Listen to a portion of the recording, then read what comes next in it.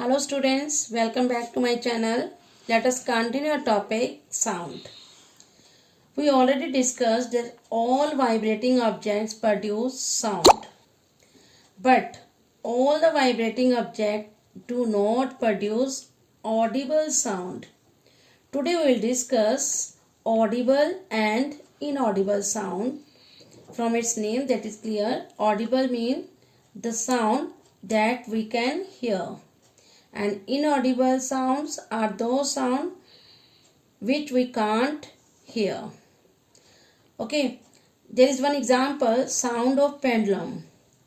We are not able to listen its sound because it has low frequency.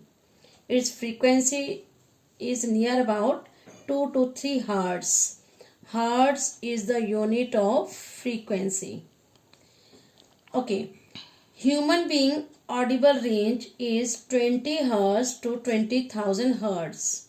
Okay, that is the range of frequency.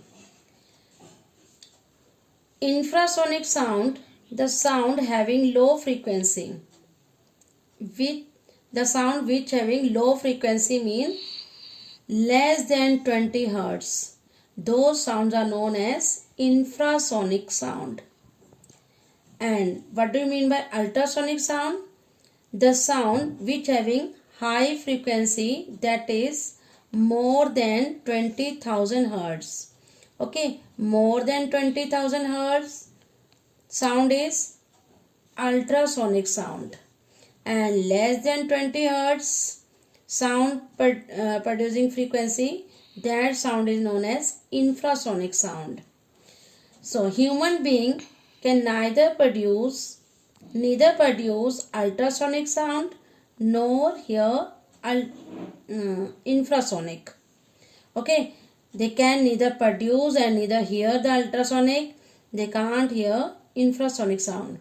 So ultrasonic and infrasonic sound both are inaudible. Okay, so what are the audible sound for human being? Which having the frequency from 20 hertz to 20,000 hertz. You know, some animal produce ultrasonic sound and they can hear the ultrasonic sound. For example, bat.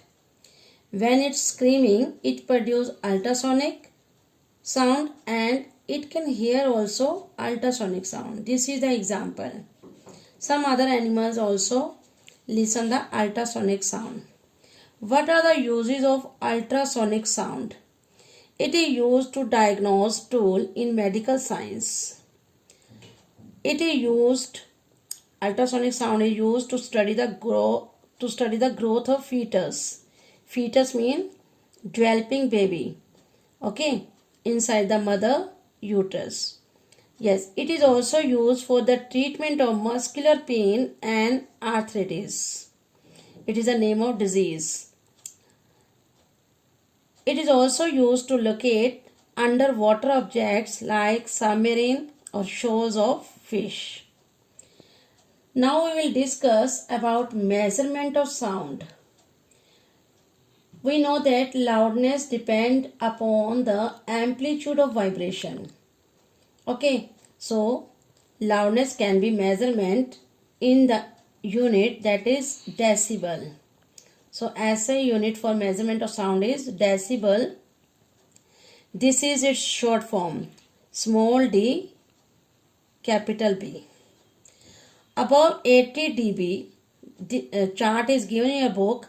Above 80 dB, sound becomes physically painful, and about 140 dB level of sound, it hurts to our ears. So what is the difference between music and noise? Okay, you know music, it is pleasant, soothing sound to our ear, and noise, which is tiring, unpleasant, irritating and disturbing sound. That sound is known as noise. Music is produced by Music is produced by regular vibrations. Okay, but noise is produced by irregular vibration of the object. Sometimes music become also a noise when it become too loud. Okay, so if musical sound become too loud, it become noise. Thank you.